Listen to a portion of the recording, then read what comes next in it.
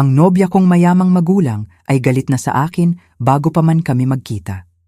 Sa daan papuntang kanilang malaking bahay sa probinsya sa unang pagkakataon, tumigil ako para ayusin ang lumang Rolls-Royce ng isang matandang babae sa gilid ng kalsada. Dumating ako isang oras na huli, puno ng grasa, handa na silang itaboy ako. At saka ang babaeng tinulungan ko lang ay dumating sa likod ko. Bago tayo magsimula, may tanong ako. Ano ang pinaka-stressful na meet the parents moment na naranasan o narinig mo? Sabihin mo sa comments at siguraduhin mong mag-subscribe para sa higit pang kwento araw-araw. Okay, tara na sa malayong kalsada sa probinsya. Ang tawag sa telepono kay Sofia ko ay dapat ay huling paalala para maging kalmado. Sa halip, naging masterclass sa pag-aalala. Nakaupo ako sa maliit kong apartment, pawisan na sa pinakamaganda at tanging suit ko, at ang boses niya sa kabilang linya ay mahigpit, nagpapanik na bulong. Okay Marco, tandaan mo lang ang plano, sabi niya. Kapag tinanong ng tatay ko kung ano ang trabaho mo, huwag mong sabihing may-ari ka ng garahe. Sabihin mong nasa specialized automotive management ka. At kung tanungin ng nanay ko ang kamay mo, sabihin mong may ginagawa kang recreational woodworking. Ano man ang gawin mo, huwag mong banggitin ang mga salitang langis ng makina o transmission fluid. Sofia, mahal, sabi ko, sinusubukang magbiro. Ako ay mekaniko. Ito ang ginagawa ko. Ito ang kung sino ako. Itinayo ko ang negosyo ko mula sa simula. Ipinagmamalaki ko ito. Alam ko, bulong niya. At narinig ko ang tunay na sakit sa boses niya. At ipinagmamalaki kita. Pero sila, iba sila. Galing sila sa ibang mundo. Hindi nila maiintindihan. Para sa akin, Marco. Para sa gabing ito. Pwede bang gampanan mo lang ang papel? Huminga ako ng malalim. Gagawin ko kahit ano para kay Sofia, kasama na ang pagpapanggap na ibang tao ako. Para sa ilang oras, para mapahanga ang kanilang snobbish na magulang, Ricardo at Elena Santos. Hindi ko pa sila nakikita, pero narinig ko ang mga kwento. Mga kwento tungkol sa kanilang membership sa country club, charity galas, at tahimik pero lubos na paghatol sa sino mang hindi kasya sa makitid nilang old money na mundo. At ako, isang blue-collar na lalaki na may grasa sa kuko na hindi na matanggal kahit anong pagkuskos, ay ang buhay na halimbawa ng lahat ng kinamumuhian nila. Gumugol ako ng 10 minuto sa pagkuskos ng kamay ko gamit ang matigas na brush hanggang mamula at masakit, walang saysay na pagsisikap na burahin ang ebidensya ng buhay ko. Sumakay ako sa maayos na vintage pickup truck ko, isang sasakyan na inayos ko gamit ang sariling kamay, at sinimulang ang mahabang biyahe palabas ng syudad patungo sa kanilang mundo. Habang lumalayo ako, nagbabago ang tanawin. Mga maduming kalye ng syudad ay napalitan ng malalawak na suburb na natunaw naman sa malalawak na burol ng malinis na horse country. Lumiliit ang kalsada at malapit na akong magdaan sa malalaking gated estates, bawat isa ay kuta ng yaman at pribilehiyo. Tiningnan ko ang relo ko. Talagang mauuna ako ng ilang minuto, maliit na tagumpay. At saka, habang lumiliko ako sa mahabang curve, nakita ko ito, kotse ito. Pero hindi basta kotse. Isang magandang two-toned na 1960s Rolls-Royce Silver Cloud na nakapark ng pa-awkward sa gilid ng gravel. Ang malaking silver hood nito nakabukas. Katabi nito, mukhang lubos na walang magawa, ay isang matandang babae. Siya ay larawan ng kagandahan, nakasuot ng tweed jacket at pearls, ang pilak na buhok niya perpektong nakaayos. Tinititigan niya ang tahimik na nag-uusok na makina na may hitsura ng malalim na aristokratikong inis. Agad na nag-isip ang utak ko. Ituloy mo lang ang biyahe, bulong ng boses na parang kay Sofia sa isip ko. Huwag kang magiging huli. Hindi ngayon. Hindi ito problema mo. Pero ang mas malalim na boses, ang boses ng totoong ako, ang pumalit. Ito ay klasiko, isang obra maestra at nasa problema. At mukhang magkakaroon ng masamang araw ang babae. Sa pagbuntong hininga dahil sa sariling katangian, binagal ko ang truck at huminto sa harap niya. Bumaba ako, iniwan ang suit jacket sa upuan. May problema ba, Ale? Tanong ko, sinusubukang maging hindi nakakatakot.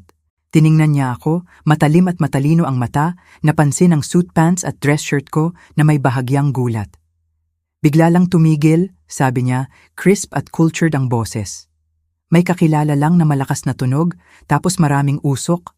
Ang driver ko dapat sumusunod, pero mukhang naligaw. Pwede bang tingnan ko?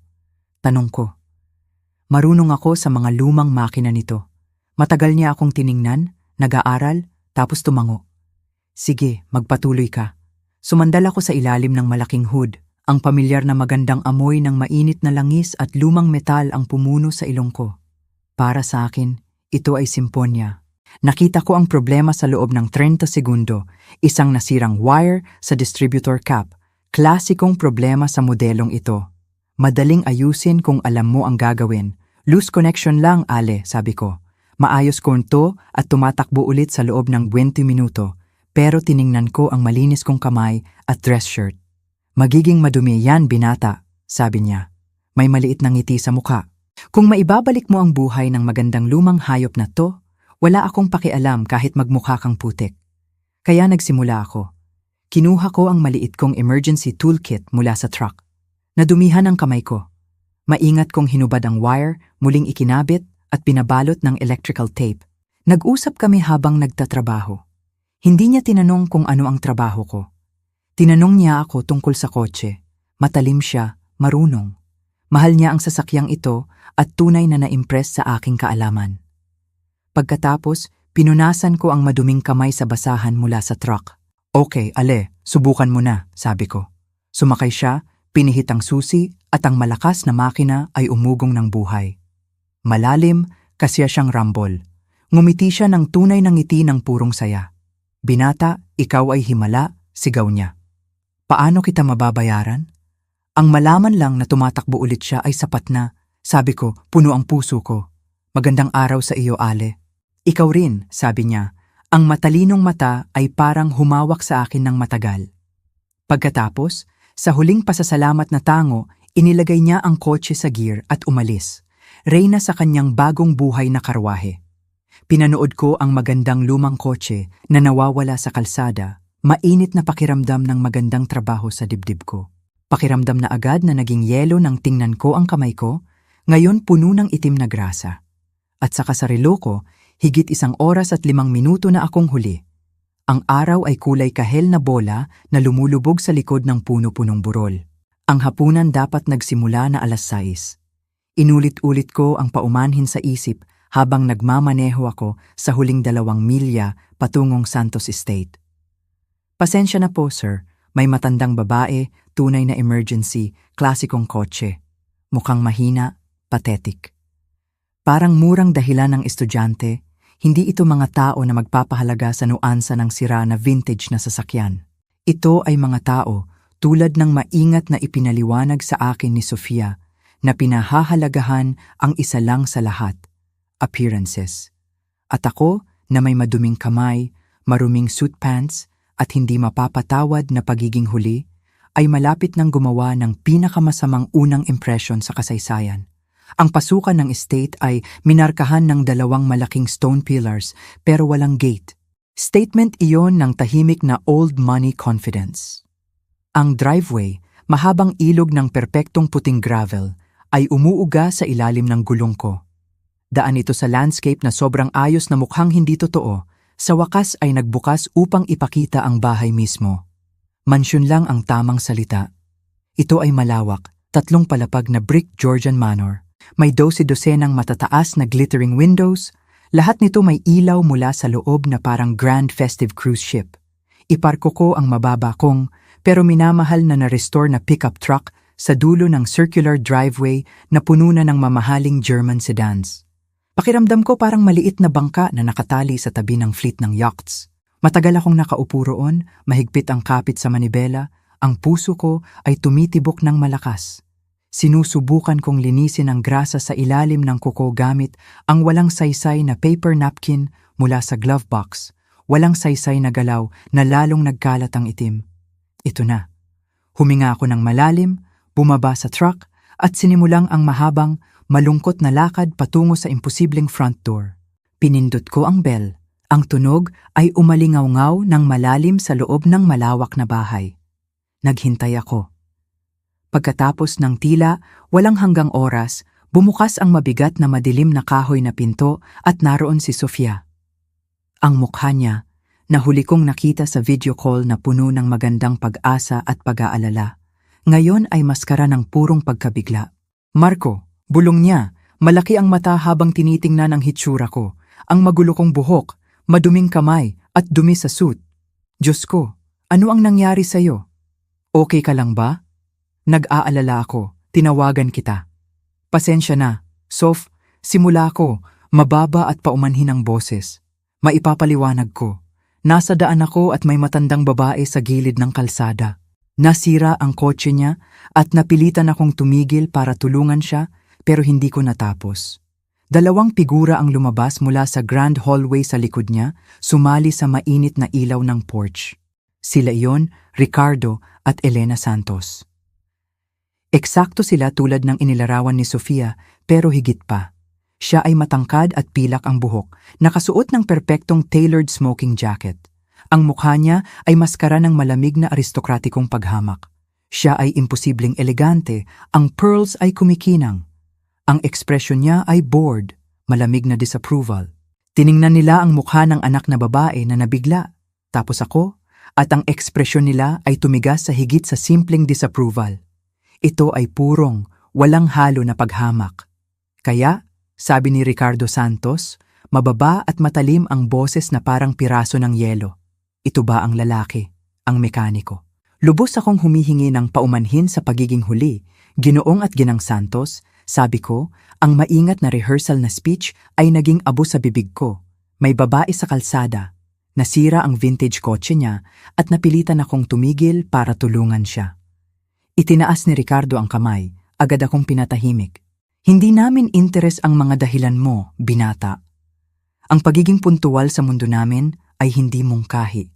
Ito ay baseline na kinakailangan ng respeto na malinaw mong nabigo sa unang pagkikita natin. Ang asawa niya, si Elena, ay lumapit. Ang mata ay malamig at matigas na parang diamond earrings niya. Nag-aaral sa hitsura ko na may pisikal na pagkasuklam. Tiningnan niya ang maduming kamay ko.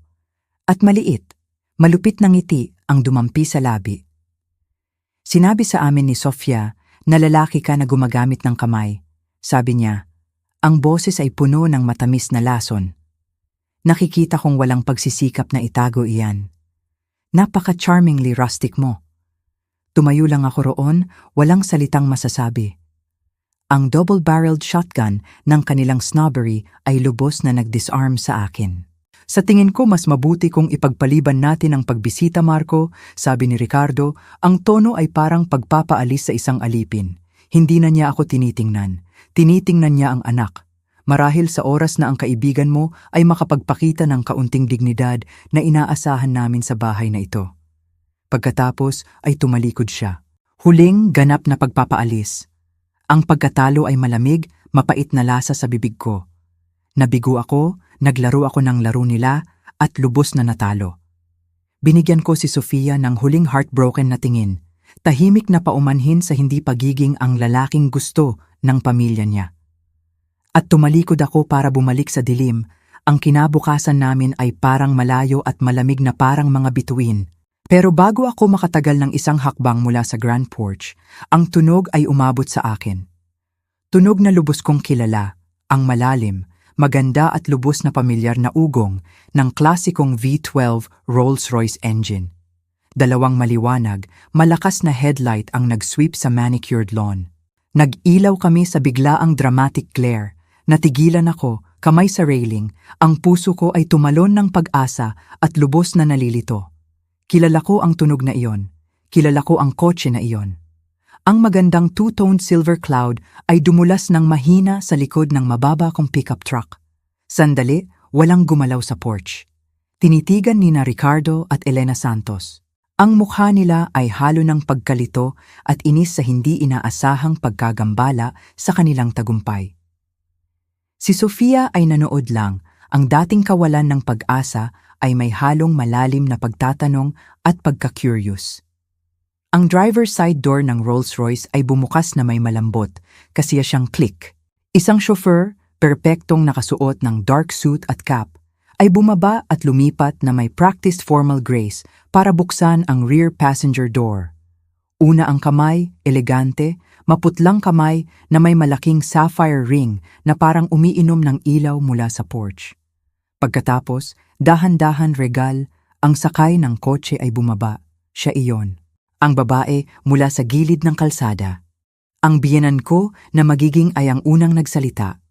Ang boses niya, mataas na squeak ng lubos na pagkamangha na lubos na sinira ang malamig na kontrol niya. Nanay, ano? Ano ang ginagawa mo rito? At sa lumang bagay na iyon, sinabi ko sa iyo na susunduin ka ng driver sa town car. Ang babae, si Matilda Santos, lola ni Sofia at ang walang dudang kinatatakutan na matriarch ng buong angkan ng Santos, ay lubos na binabaliwala ang anak na babae. Ang matalinong mata niya, parehong mapusyaw na asul na mata na nanood sa akin nang may curiosity habang nagtatrabaho, ay nag-scan sa eksena. Kinuha nila ang rigid, galit na postura ng bayaw niya, ang flustered, guilty na ekspresyon ng anak na babae, ang luhaan na pagkalito ni Sofia, at sa wakas ang disheveled, grasa-stained na anyo ko. Nagsimula siyang maglakad patungo sa porch. Ang hakbang niya ay mabilis at puno ng layunin na parang nagpapakpak ang hangin sa paligid niya. Sina Ricardo at Elena na ilang sandali lang ang nakaraan ay imperious lords ng mansyon na ito, ngayon ay mukhang dalawang petulant, sinaway na bata. Tumigil si Matilda Santos sa baba ng hagdan, direkta sa harap ko. Ang tingin niya ay diretsyo, hindi natitinag, at may hint ng isang bagay na hindi ko pa maunawaan. Tiningnan niya ako mula ulo hanggang paa, ang mata ay nanatili sandali sa maduming kamay ko, dumi sa tuhod, bahagyang rumpled na suit. Ang mas mahinang lalaki ay matutunaw sa ganitong intense na pagsusuri, pero ang tingin niya ay hindi judgmental. Analytical ito, parang master craftsman na nag-e-examine ng piraso ng hindi pamilyar pero maayos na ginawang furniture. Pagkatapos ay dahan-dahang lumaganap ang ngiti sa mukha niya. Ngiti na puno ng amusement at maraming bagay pa. Natututo na akong maunawaan. Respeto, Ricardo, sabi niya. Malakas at malinaw ang boses, tumatagos sa stunned na katahimikan na parang mahusay na binugbog na kampana. Elena, ang tono niya ay walang argumento, tahimik na utos. Ang binatang ito. Tinuro niya ako gamit ang kumikinang na kamay, na mukhang tinataboy niyo mula sa inyong ari-arian, ay gumugol ng halos 1 oras na nakahiga sa malamig, basa na gilid ng kalsada sa probinsya. Para ayusin ang kotse ko pagkatapos ng inyong perpetually reliable na driver, ay mukhang naligaw sa ibang kontinente. Si Ricardo ay nakahanap ng boses, bagaman strained at hindi sigurado. Nanay, hindi namin alam. Dumating siya 1 oras na huli para sa hapunan at siya ay mess. Pinutol siya ni Matilda ng dismissive na wave ng kamay. Mess, sabi niya, ang kilay ay nakataas na may dangerous, ironic na amusement.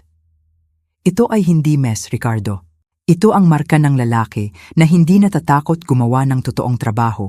Lalaki na tumitigil para tulungan ang estranghero na nangangailangan, kahit maging huli siya sa mahalagang meeting. Pagkatapos ay tiningnan niya diretsyo ang anak na babae. Sukat ng karakter Elena na hindi mabibili ng pera o status at kalidad na mukhang kulang na kulang sa bahay na ito lately. Pagkatapos ay tumalikod siya sa stunned, horrified na mga anak at binigay sa akin ang buong atensyon. Ang ngiti niya ay ngayon tunay na mainit. May pinakamalalim na pasasalamat ako sa iyo, binata, sabi niya. May bihirang at mahalagang skill ka at mas bihira ang kabaitan na gamitin ito nang walang humihingi ng kapalit. Pagkatapos ay ginawa niya ang isang bagay na sa tingin ko ay nagsil ng kapalaran ng biyenan ko. Kinuha niya ang braso ko, ang kapit ay malakas para sa kanyang edad, malinaw na public gesture ng alliance. Halika, Marco, sabi niya, ang ngiti ay naglalabas ng tunay na delight. Mukhang dumating ako sa tamang oras para iligtas ka sa kung ano ang malamang na magiging nakakabagot at judgmental na gabi. Sasama ka sa akin sa hapunan. Naglakad ako ng stunned at parang nasa ulap pataas sa hagdan ng Grand Mansion. Hindi bilang disgraced na mekaniko, kundi sa braso ng isang babae na makakapagpanginig ng mga hari at CEO. Ang interrogation na kinatatakutan ko ay tapos na bago pa magsimula. Pero habang tumingin ako sa likod sa maputla, horrified na mukha ni na Ricardo at Elena, napagtanto ko na bagong mas kawili-wili at para sa kanila mas nakakatakot na pagsubok ang malapit ng magsimula at ang galit kong biyenan ang ngayon nasa dock. Naglakad ako sa grand, imposibleng pintuan ng Santos Mansion, hindi bilang supplicant, hindi bilang huli at disgraced na bisita, kundi sa braso ng isang babae na may absolute authority sa bahay na ito. Ang hangin sa loob ay malamig at amoy ng beeswax, old money, at bahagyang masarap na aroma ng iniihaw na pato. Isang matangkad, imposibleng payat na butler na nalaman ko mamaya na si Henderson ay nakatayo sa malawak na marble foyer. Tiningnan niya ang maduming kamay at maruming suit ko na may flicker ng professional horror. Pero ang ekspresyon niya ay agad na nag-smooth sa perpektong neutrality nang makita ang escort ko. "Matilda, bumalik ka na," sabi niya, mababa at respectful na bulong. "Oo, Henderson, ang bagong protector ko," sagot ni Matilda, brisk at masigla ang boses. "Ito si Ginoong Marco Ocampo." Pakikalapag ang isa pang upuan sa table sa kanan ko. Ang mata ng butler ay lumaki ng bahagya sa utos, ang upuan sa kanan ng matriarch. Ito ay seat of honor, lugar na nalaman ko mamaya na matagal nang hinahangad ng sarili kong biyenan, si Ricardo. Sinusundan kami sa bahay ng silent, shell-shocked na remnants ng welcoming committee, sina Ricardo at Elena Santos, na ilang sandali lang ang nakaraan ay imperious lords ng kastilyo na ito. Ngayon ay sumusunod sila sa likod namin na parang sinaway na bata. Si Sofia ay sumusunod sa likod nila, ang mukha ay maganda, nakakaakit na larawan ng dawning awe at suppressed, masayang tawa. Inakay ako ni Matilda sa dining room. Ito ay kwarto na sobrang grand, na mukhang absurd, may table na mahaba na sapat para makalapag ng maliit na eroplano. Set para sa mukhang 20 katao, bagaman 5 lang kami. Inakay niya ako sa seat of honor at umupo ako, pakiramdam na parang commoner na aksidenteng napasok sa royal court at napagkamalan na visiting prince. Ang hapunan na sumunod ay ang pinaka-surreal, pinaka-kasiyasya, at pinaka-nakakatakot na 90 minuto sa buhay ko. Hindi ito pagkain, ito ay performance, tahimik, brutal at masterfully executed na play na si Matilda ang sole director.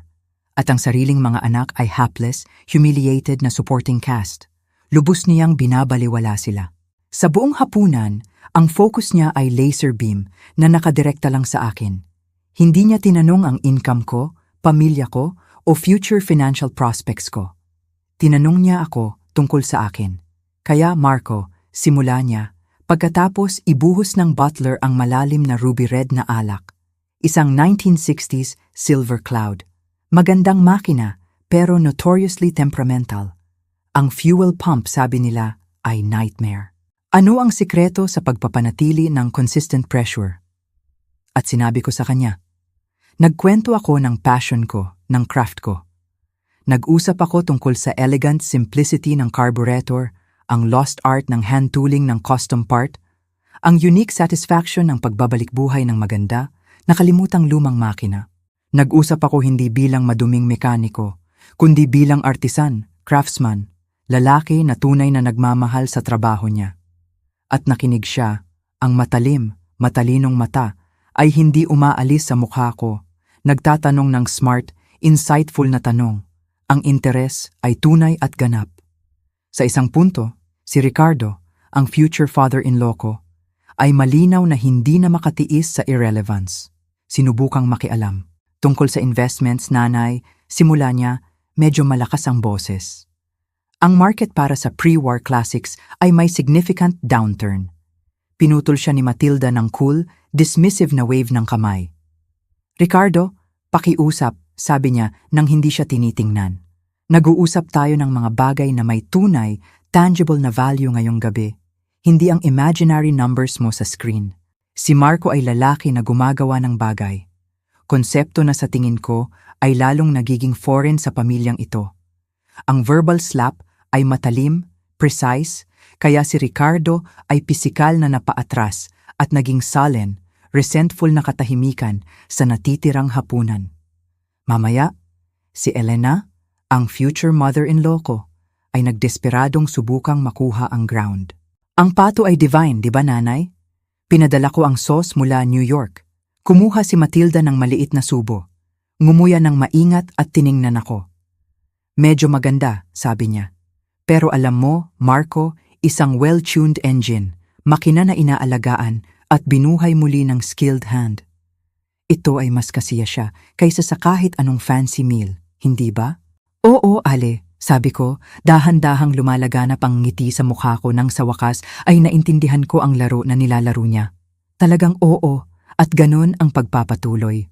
Sa buong hapunan, ako ang celebrated guest, valued expert, at sila, sa sariling magandang bahay, ay audience, pinilit na umupo sa katahimikan at panoorin ang matriarch ng pamilya na nagdiriwang sa lalaking sinubukan nilang brutal na itaboy. Si Sofia, sa kabilang table, ay nanood lang sa akin. Ang mukha ay puno ng pag-ibig at pagmamalaki na sobrang lalim na sumakit ang puso ko sa masaya. Brilliant na liwanag. Nakikita niya ang lalaking minahal niya, hindi lang tinanggap, kundi pinagtagumpayan. Habang natatapos ang gabi at nag-serve ng kape ang butler, ginawa ni Matilda ang final decisive move. Tumingin siya pababa ng mahabang table sa silent, humiliated na mga anak, tapos kay Sofia at sa akin. Matagal na panahon na, sabi niya, tahimik pero may malaking bigat ang boses mula nang magkaroon ako ng conversation na may ganitong substance at integrity sa table na ito.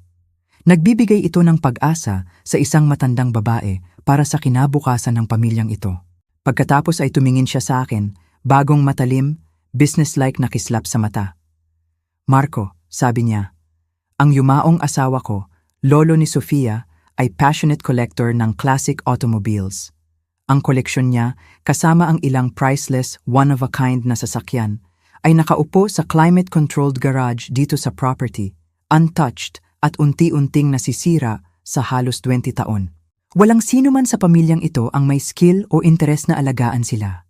Lumapit siya, ang ekspresyon ay parang CEO na nag-o-offer. Naniniwala ako, sabi niya, may triumphant na ngiti, na nakahanap ako ng bagong project para sa'yo. Pag-uusapan natin ang generous terms ng bagong role mo bilang official curator ng Prescott Automobile Collection bukas ng umaga. Ang pangako, hindi ako nahihiya, ay nahulog.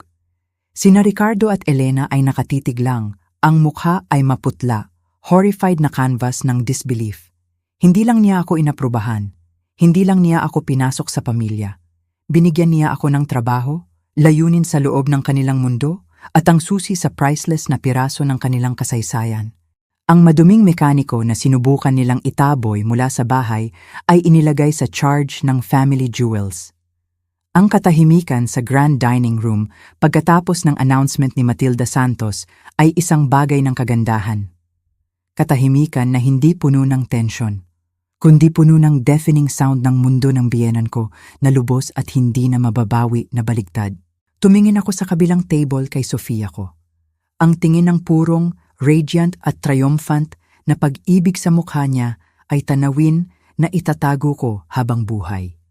Hindi lang siya masaya para sa akin, siya ay vindicated. Ang lalaking minahal niya, ang lalaking itinuring ng magulang niya na marumi, hindi presentable na commoner, ay bininyagan ng queen mismo. Ang future father-in-law ko, si Ricardo, ay mukhang pisikal na nasaktan. Ang bibig ay bumubukas at sumasara ng walang tunog, parang isda na humihinga ng hangin. Ang future mother-in-law ko, si Elena, ay estatwa ng purong, maputlang horror. Ang wine glass ay nagyelo sa kalagitnaan patungo sa labi. Natalo sila sa sariling bahay, sa sariling table. Lubos at ganap na outmaneuvered. Ang hatol nila ay hinatol at napatunayang kulang. Sa wakas ay nakahanap ako ng boses, humble at bahagyang nanginginig. Ale, hindi ko alam kung ano ang sasabihin. Napakagandang offer. Magiging honor ko. Walang saysay, sabi niya na may dismissive wave ng kamay, bagaman ang mata ay kumikinang sa fierce delight. Hindi ito generous offer, Marco. Practical ito. Inililigtas ko ang priceless na piraso ng kasaysayan ng yumaong asawa ko mula sa unti-unting pagiging alikabok sa kamay ng mga taong nakikita lang ito bilang numero sa ledger. Ikaw, nakikita ang kaluluwa sa makina. Ito ay skill na hindi mabibili. Habang naghahanda na kami ni Sofia na umalis pagkatapos ng mahabang at magandang usapan kay Matilda tungkol sa glories ng 1930s Duesenberg engine, ang biyenan ko ay gumawa ng huling desperate stand. Kinorner nila si Matilda sa grand foyer. "Nanay, hindi ka seryoso," bulong ni Elena, mababa at galit na bulong. "Hindi mo talaga plano na bigyan ng grease monkey na ito ng access sa koleksyon ni tatay. Priceless ito sa heritage ng pamilya natin." Tumalikod si Matilda at ang mainit na lola na kausap ko buong gabi ay nawala, pinalitan ng figura ng malamig na aristokratikong authority na kahit ako ay kusang tumalikod ng hakbang. "Elena," sabi niya, boses na parang yelo, "hayaan mo akong maging crystal clear. Ang heritage ng pamilyang ito ay hindi sa mga kotse o bahay o stock portfolios. Ang heritage ng pamilyang ito ay dapat sa karakter, kalidad na ipinakita ng binatang ito, ng sagana, at kalidad na ipinakita ni na ikaw at asawa mo." Binigyan ng withering glance kay Ricardo, ng shocking na kakulangan ngayong gabi. Pagkatapos ay tumalikod siya sa akin. Si Marco ay may complete at total confidence ko. Lalaki siya ng skill, decency at kindness. Siya ay welcome at much needed addition sa pamilyang ito. Ipakita niyo sa kanya ang respeto na kinita niya. Malinaw ba? "Oo, nanay," bulong ni Elena, maputla ang mukha, mata nakafix sa sahig. Ngumiti ulit si Matilda sa akin. "Ibibigay ni Henderson ang susi sa West Garage bukas ng umaga, Marco," sabi niya. "Mag-enjoy ka. Ang mga buwan na sumunod ay tahimik na revolusyon. Ang kasal namin ay maganda, masayang affair." Naroon ang biyenan ko, strained ang ngiti, pero impeccably polite ang ugali. Natatakot sila kay Matilda at nakikita ito. Isang araw pagkatapos ng honeymoon, pumasok ako sa fabled West Garage sa unang pagkakataon kasama si Sofia sa tabi. Ito ay langit ng car lover, dusty, silent cathedral ng automotive greatness. May pre-war Bugattis, classic Ferraris, ancient, magnificent American muscle cars. Ito ay lifetime ng trabaho, project ng purong saya, at ngayon ay responsibilidad ko, layunin ko. Hindi na ako kailangang magpanggap na lalaki ng automotive management. Sa katunayan, ipinilit ni Matilda na anyayahan ko ang biyenan ko sa garage ipakita sa kanila ang restoration work ko, ipaliwanag ang intricate mechanics ng carburetor, hayaan silang makita ako sa element ko kamay, puno ng honest noble na grasa ng trade ko. Ito ay kanyang tahimik, sustained at brilliant na anyo ng revenge sa aking ngalan. Isang gabi, mga buwan pagkatapos, kami ni Sofia ay sumakay sa isa sa restored cars, magandang 1965 Jaguar E-Type, para mag-drive sa countryside. Lumulubog ang araw, malamig ang hangin, at ang magandang asawa ko ay nakaupo sa tabi ko, mukha puno ng purong, masayang contentment. Naisip ko ang unang kakilakilabot na gabi, ang dread at takot na naramdaman ko papunta sa pagkikita sa magulang niya. Handa na akong itago kung sino ako, magpanggap na mas respectable para manalo ng approval nila. Gayunpaman, ang isang simpleng, authentic na gawa ng kabaitan, ang gawa ng mekaniko na tumigil para tulungan ang estranghero sa kotse, ang nagbigay sa akin ng lahat. Ang vindication ko ay hindi sa pagpapahiya nila, kundi sa profound, magandang katotohanan ng sandaling iyon. Hindi ako tinanggap sa kabila ng kung sino ako. Tinanggap ako, ipinagdiwang, at sa wakas ay nanalo dahil sa kung sino ako. Totoo ako sa sarili ko at sa paggawa niyon ay nakahanap ng bagong at mas mabuting pamilya, grasa stains at lahat. Isang ganap na perpektong kwento tungkol sa kung paano ang tunay na karakter ay laging mas mahalaga kaysa sa superficial status. Ano ang tingin mo sa paraan na inilagay ni Matilda ang sariling pamilya sa lugar nila? Sabihin mo ang opinyon mo sa comments sa ibaba. Kung nagustuhan mo ang kahangahangang kwentong ito ng pagsubok sa karakter, pakita ang support mo sa pamamagitan ng pag-like at siguraduhin mong mag-subscribe para sa higit pang heartwarming stories ng hustisya. Huwag kalimutang i-click ang notification bell para hindi mo makaligtaan ang bagong upload. Salamat sa panonood at magkita-kita ulit sa susunod.